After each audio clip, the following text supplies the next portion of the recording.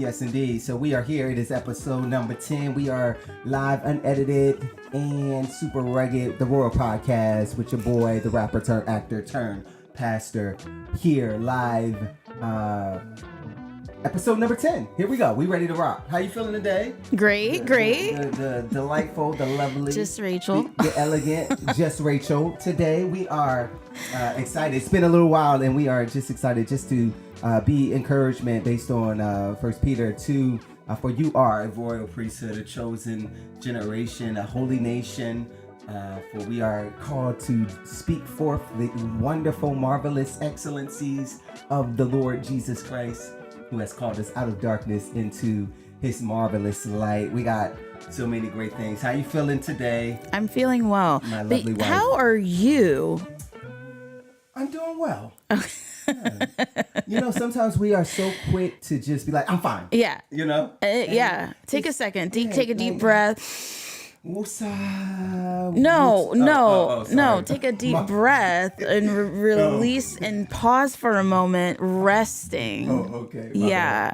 What? Resting. Yeah. Resting Okay. in the goodness of the Lord, not in the goodness of Martin in Really? What was his name in Bad Boys? I can't even. I haven't seen that movie. Okay, sorry, lost me. Yeah. It's okay though. You know, a frustration, I would say, in some of our marriage is the fact that my wife hasn't been exposed the way that I've been exposed.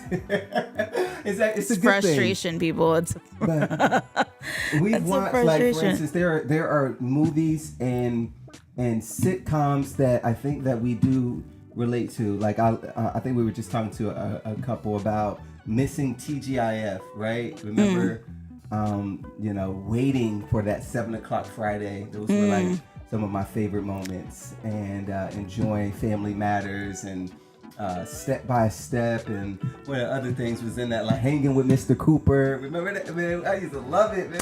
Ooh. Anyway, but there were also, there's movies that I guess I grew up watching that Rachel did not grow up watching, which is a good thing looking back. But I'm like, man, you don't know the punchline to this line in Coming to America. I don't. Or Martin, like Gina, but those things is like, oh man, I thought you know what I'm talking about. Well, you know that episode of Martin, but Rachel didn't grow up watching Martin. I know, don't. I know people are gonna be like, it's okay. I can take it. I can handle that. Martin, no? I can handle it. Don't worry about it. But no. Yeah. Bad Boys, right? Bad Boys. Yeah. And you look at it and it's like, yeah, okay, I get it though. That's great. Honestly, there's some movies and TV shows I grew up watching. Like I watched Boys in the Hood way too young. I ain't need to know about what happened to Ricky and seeing that at that age. I just wasn't ready. Wasn't ready for that. So anyway, we are here. That was live. The Secret Life of Pets, wasn't it? Oh, my boy Ricky. Yes, that was. Here's the only reference, friends. My boy Ricky, Secret Life of Pets. Yeah. I had no idea, but I figured it was from another kind of reference. Yes. Context clues. Menace to Society. Helps all you. That. Like, Lord, man, why? But I say, but look how the Lord redeems, and I turned out okay. I think the Lord's hand is always on all of us, I mean, but he's with us. He's caring about us. And I don't want to be an anomaly. I don't think that it's an anomaly to be, I think my parents and my family did the best that they could. By God's grace. God's grace. So when the Lord snatch you, ain't nothing you can do about it. I know that much. The Lord got me, and it was no turning back at all.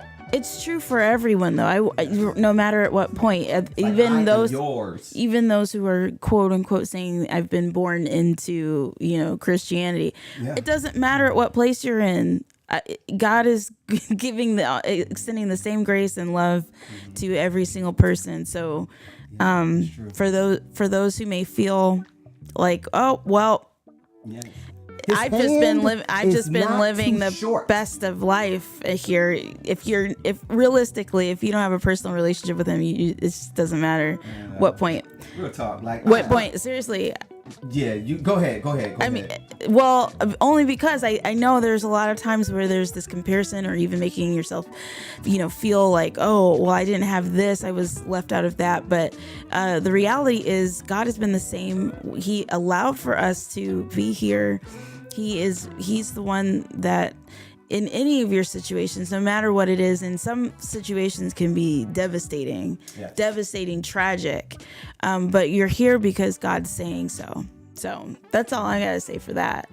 And he just as we come and recognize that he's who he is, and there's opportunity with him, it's good.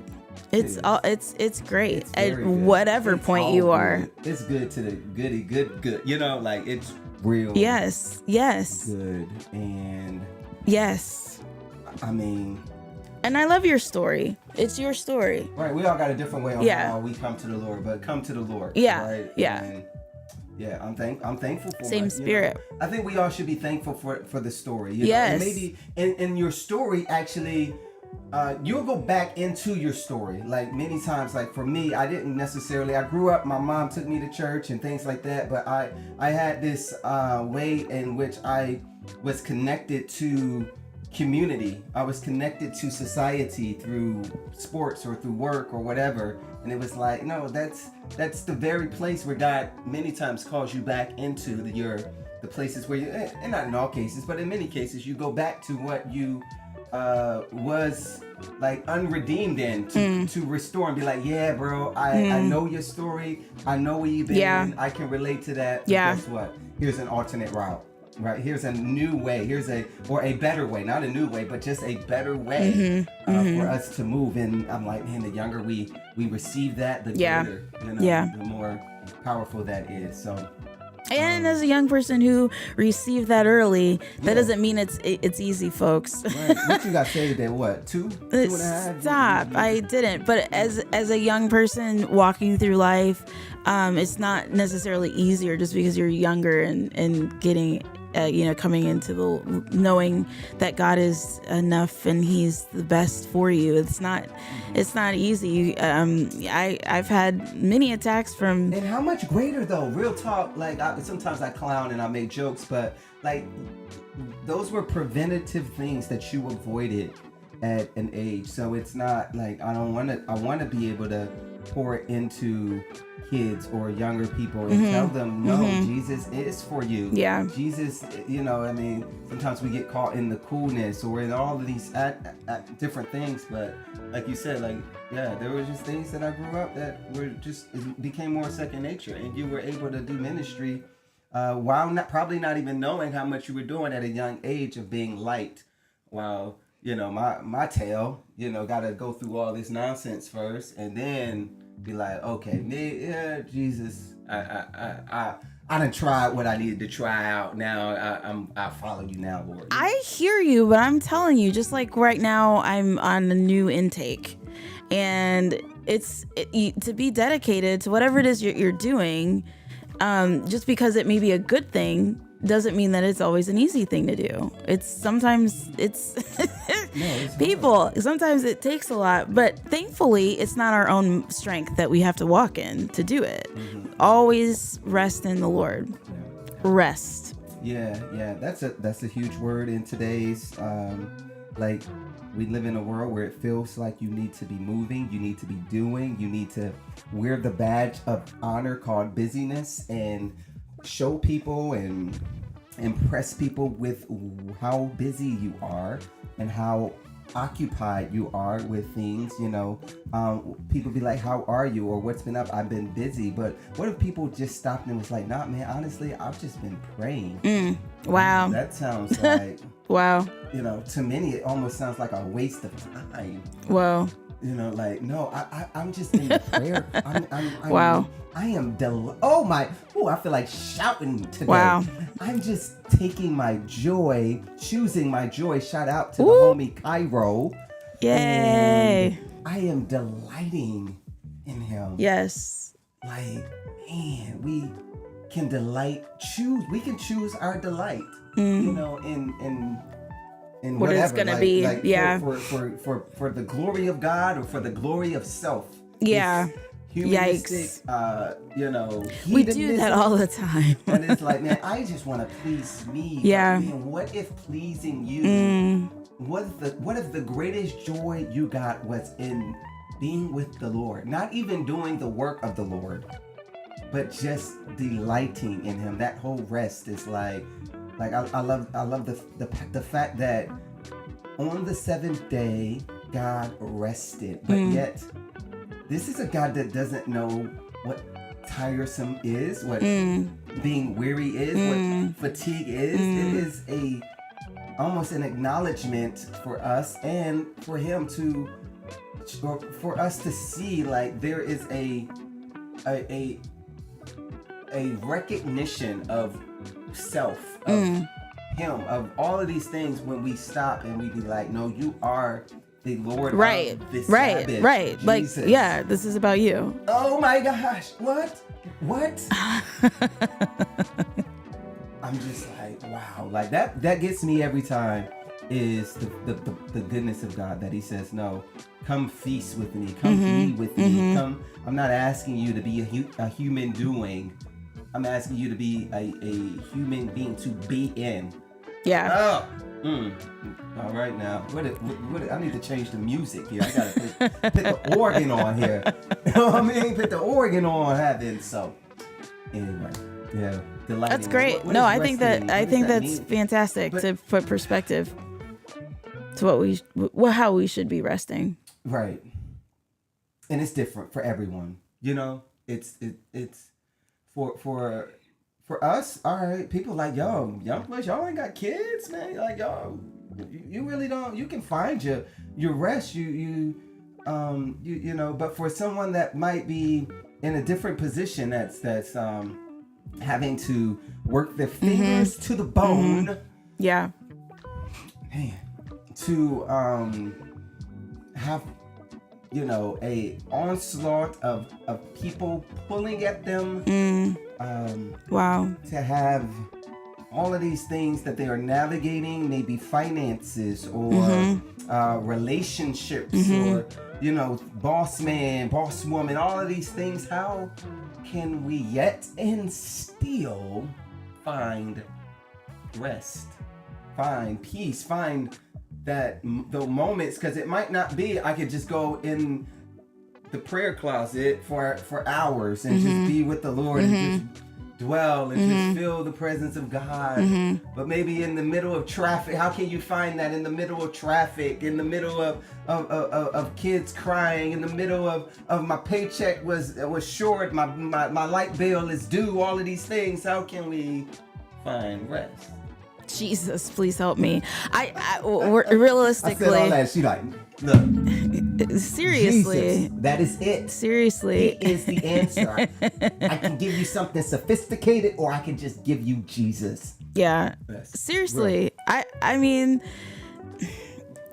I don't have much more than redirecting someone back to where the source is coming from, because really all of our help is coming from the Lord, and reminding ourselves that that's something that we have to have reminded all the time, is that yes, I can love this person, I can take time for this person, I can just do all these different things because I am getting that help from the Lord. I'm not out here by myself. I really am not out here by myself, even though it may seem like, it may feel like, all these different pressures are happening. But nothing is too hard for us to just place at the feet of the Lord, where He is really wanting to care for us, and He asks us to cast our cares onto Him. I think we totally underestimate the power of the gospel. For it says, I am unashamed of the power. Like, there is something that is like what my prayer has been lately, like, Lord, do what only you can do, and you get the maximum amount of glory in that. And that's simply saying, like, I don't know if women feel the same way, and maybe that's just why, man, we see our churches full of women, is because men many times, and I'm guilty of feeling this God-like, I can do it, or put it on my shoulders, I will bear it, I will carry it. And as men, it can be tougher to relinquish the role of godness and saying, no, I'm going to be God up until the point where I just realize I can't. And sometimes that pride is what hinders us from truly advancing, is because for us, God is calling us to, yes, do work and to be of service and to model and to walk the sanctification process out. But it is still a method of faith. Yeah. It's a method of saying, God, this is a codependent. I am totally dependent, but the partnership of how we carry out this walk is with you. Right. You know? And sometimes we're probably just late to the party because society craves, our own flesh craves, desires to be like, look what I did. Look what I accomplished. Look what, you know, and we might not verbalize that, but on the internal, sometimes we're saying and want to get that credit or that recognition. And it's even heightened if you didn't receive that, maybe growing up. If you were not affirmed, if we were not, you know, recognized for, you know, the different things, then now it's like, man, I'm making up for lost time in a sense, you know. Wow. So those are things. It's like, man, but you know, how much, and even our world just says to do more than it says, and nobody said, you know, like what's the call that people say? What do you do for a living? Like that's the main thing. What do you do? Yeah. What do you do? Yeah. How are you? Yeah. How's your core? How's your state right now? Yeah. You know, so it's good. It's good. That's good. So yeah, Rachie, it is good to be back here. I am thoroughly encouraged by just what the Lord is doing in our city and our community. Right. And we get the joy, the opportunity to do it together. It is a blessing to do ministry in a husband-wife context, which is probably a whole nother podcast, honestly. So, but I'll say this: what do you think? And you're my friend. The ones you can depend on. Friends. Yes. How many of us have them? Yes. So, I know you're not a sports fanatic, but I'm sure that you've heard, you know, things in the news. This guy has taken over the college football scene, and I want to just hear your take on, you know, from obviously I have a sports perspective, but you being an AKA, you being a HBCU grad. And seeing the work of Deion, Primetime, Sanders in our community, and like we know that this is a man that has done some amazing things. Like everywhere this brother go, man, like he shine. You know, from probably just since he was born, he's carried a charisma and to see what's happening in the sports scene. And I love to just kind of grab different angles, because right now we seeing this person as being very polarizing. I think Deion's always been a polarizing. From what I've remembered, it's always been relatively polarizing, but he clearly professes his faith. He clearly loves children. That was news for me. I'm learning that more now. Yeah. And he is clearly has his two sons are on the football team. Yeah. He was at an HBCU. They succeeded and overachieved in a matter of 2 or 3 years. Yeah. And chose to leave for, I guess we can say, either greener pastures or simply for what God was leading him to do. And now he is truly taken over the football scene, and even just he's creating a a new market where NFL player or NFL fans are beginning to watch college because of him, and he's increased the revenue of the school, and just so many things are happening. People staying up 2:00 at night to watch Colorado versus Colorado State because of God's grace. No, it's because of God's grace. I know you were gonna say primetime, but it's because of God's grace and mercy. I can stay up. I gotta go to bed, man. I got to go to church. It's just we got church in the morning. That there is an end of my initial thought is, again, everyone still is at the same point. I don't care how much God has given the toppest person playing, giving the most stat, doing all the things. It is still by God's grace that he's able to do that. And I think what is always cool is when someone can recognize, like, hey, and I appreciate that, Lord, and I'm pouring into other people. And I think that's great. I mean, however he's poured into people and encouraged people, I think that's fantastic. Many people right now need to have people pouring back into anyone else, and not even just younger generation, but any and everyone, but especially people who are in their formative years, really trying to shape and develop who they are. Just being able to know, I'm going to perform, I'm going to do my best, I'm going to give my excellence, and then also just really not only just having that aspect of, because for me, obviously, you know, I'm about character. So just having a character that can encourage other people to develop good character as well is great. Now, if he's deposited that wherever he's been, fantastic. And I think that may be more of the angle to start looking at is for the time that we spend with anyone that we're able to spend with, every person that you've ever met, for those small moments that you've had with them, what kind of impact did you make in their life? I don't know the full story. I don't know that many people know the full story of what's really happened here, on why the transitions are happening and so forth. All I can speak to is I believe it's important for people to be people of good character, encourage each other, lift each other up, offer something to someone else. If you've been given so much, offer something to someone else. And I think he's trying to do that. So, yeah.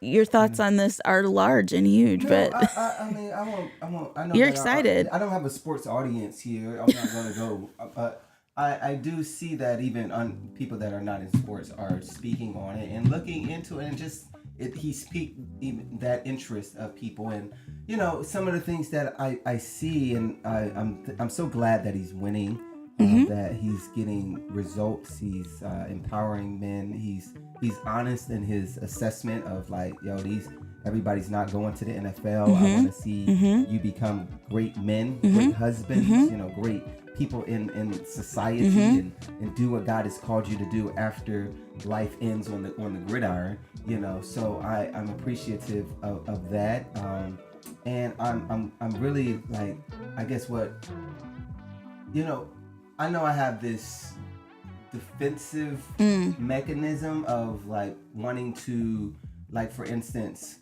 I don't know why a lot of times, I know why, but I want us to be people that can overcome the obstacles of pulling each other down. You know, in our community, that we have this whole crabs in a barrel syndrome that many people kind of say that lives in our community, in our society.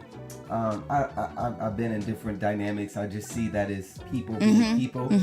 Sometimes it can be highlighted when there has been extensive marginalization, and it's like, well, there is only room for one minority in this space. So I'm going to try my best to, you know. So understanding that the surplus of God, you know, understanding that in order for us to come up, we can come up together. Yeah. That everybody can eat. Yeah. Well, we need to encourage and lift each other up. Get the bag. There's no doubt. Whatever, you know what I mean? Yeah. Like, And I believe that, and I think that is sometimes that troubles me. And like for instance, even the whole, we're quick to NBA in basketball, like more than any other sport, we're comparing and instead of appreciating. And I get it; it's cool to do it to a certain extent to make these comparisons and things. But when it becomes malicious and when it becomes like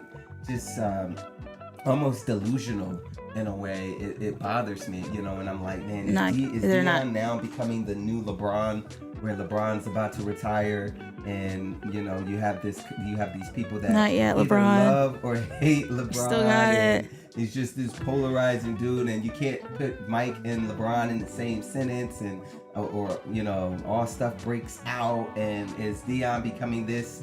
Because he's already facing so many obstacles, and it's just interesting. It's good to have the conversation of, like, when are you finished? Like, when can I,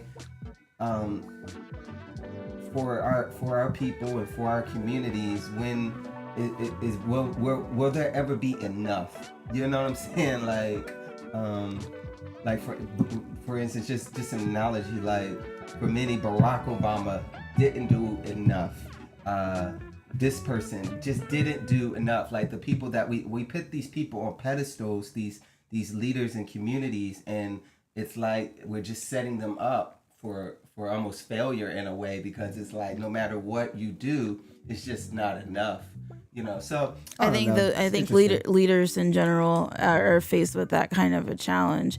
But I believe that when you're having to lift someone up so much higher, sometimes that can be even more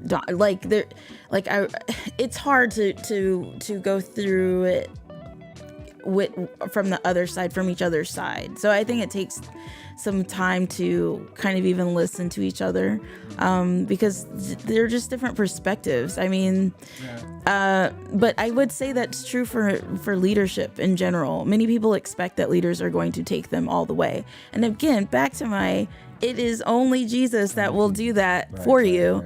Right. And he allows for there to be space for other people to come along and continue that. He is saying that he is enough. He is enough, continuing that can all throughout eternity that will happen, that there will be people praising and saying that he is who he says he is. So I believe that I believe that people will always put things on you. Back to my whole time when I was saying that it's difficult. It's not been an easy journey as a believer, as a young person, because people always will put things on you and expect, different things of you. But you have to start to ask, Lord, what is it that you're asking me to do? And if I'm content with that, I'm constantly needing to grow in him. There's always something more I could be doing, but finding the rest and knowing that, Lord, you've got this. Yeah. You're in complete control is really, truly where I want to be. Yeah. I don't want to really rest in the who says what I should or who says I shouldn't. I want to always have wise counsel. There's no doubt that I want to be a person that is listening to wise counsel, but I definitely want to listen to his word the most. Other words are not going to take a higher precedence than his word. That's so good. I think the biggest breakthrough I received, maybe I want to say about 6-7 years ago, 5-6-7 years ago, was like the affirmation that I got, or the revelation of you are enough. And the idea of having to perform or to please can be so binding and paralyzing at times. And I don't know if I've experienced such a great freedom after conversion than that moment where it was just like, or that season of life. It was just a season of life where the Lord was just like, bro, you are enough. Like you are enough. Maybe that's the time where we gotta get out of here. And for those that are watching or will be watching this, like, you are enough in the Lord. Like, God has sealed us. He's loved us. He's caring for us. He is watching over us. And there are so many pressures in life that sometimes we can't find our rest because we have this yearning to impress in a way, or this yearning just to, I don't know if that's like, I want to be my best or I want to be my best so that others can see, Yeah. That's the difference. That's for God to see versus people to see. For sure. Right. And so I just encourage you before we get out of here, is to let you know that you are enough in the Lord, that God has given us everything. I say it all the time, for life and for godliness, and that in Him is a freedom unlike any other. So there will always be things that the enemy wants us to feel like God is not enough, that you are not enough, that what you're doing is not enough, and God is just simply saying, hey, just come and be with me. Rest in the presence. Rest, know me. Take delight in me. And as you work, it will become more and more freeing, because you're not working out of a performance. You're not working to prove someone wrong. You're not working to impress this person. You're not even working for promotion. You're working for purpose. You're just operating. When you begin to operate out of purpose, it stops becoming the sweat of the brow work. It becomes this is a glorification of the Lord work that is at hand. So so we just encourage you today in bringing hope to a hostile world, to let you know, to encourage you today and say that you're enough in the Lord. God has laid out the framework. He's laid it all out for us to operate in this world, to function well in this world through faith, through repentance, of surrender to Jesus Christ, and saying that you are truly the Son of God who takes away the sin. Through repentance and faith, we can receive His grace, His mercy, His love, His purpose, His identity, His significance and value. Thank you, Lord. Each and every day.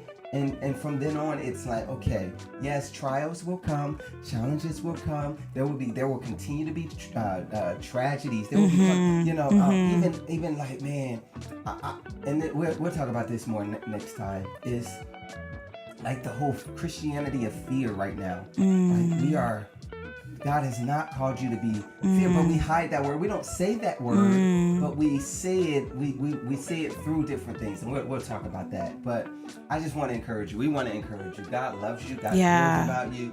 I know that life is hectic and busy, and you might not think you have enough, or that you have liabilities or limitations, but you got everything that you need. God is our yes is better than our ability to do. It's just like, God, I surrender. And God said, I can get glory out of a donkey speaking. I can get glory out of so many people in the scriptures, and even through church history, we see the evidence of the Lord. So it doesn't matter your color, your ethnicity. It doesn't matter if you're in the spotlight, a spiritual leader, if you are leading in different areas, or whatever you're doing, and just in the home, whatever that is, you're a homemaker. Amen. Or you are. Hey, God is like, man, I just want to be with you, and I love you that much. Thank you, brother. God. I love you that much, sister. Come feast at this table, and let me show you how delightful it is to know me, and as I reveal myself more and more to you today. So we're going to get out of here, man. We got to make a pickup in. I don't know why I'm telling people we got to make a pickup. But I got to make a pickup. I make it sound like it's some sort of illegal. Yeah. Thank you. We have a relationship with Panera Bread, and it's a blessing that we can actually share some of the goodness with the community, in addition to so many of the other beautiful people out there. Bright Apple, thank you for what you're doing in the community to help bring the healthy snacks to our students in need. We need nutrition in order for us to have a brain that is functioning properly, that is sharp, that is working well. And so we thank you for all that you guys are doing as well. And just the community at large. Thank you guys for just being the community. We need each other. And this is just a time of just loving each other and uplifting each other. So thank you for what you're doing as well. Yes. Shout out to Legacy Coffee Company for all that they do and supporting us. Hope's Bridge Ministry. Make sure you give both of them your love and support. And lastly, I want to say, if you are local, please support our Lions football team, basketball team. Yeah. We are plugged in and so grateful for them opening their hands to the ministry that we do as well. So with that said, support us, MosesProject.com. Become a monthly subscriber. We're doing some great work in the community. The podcast is just one of our ways of ministering to the people around. And but we are hands and feet. We are after Sunday. What do we do? With Moses Project. So consider becoming a monthly giver as much as $10 a month. We love you and we're so thankful. We hope you have a wonderful and blessed day. All right, peace.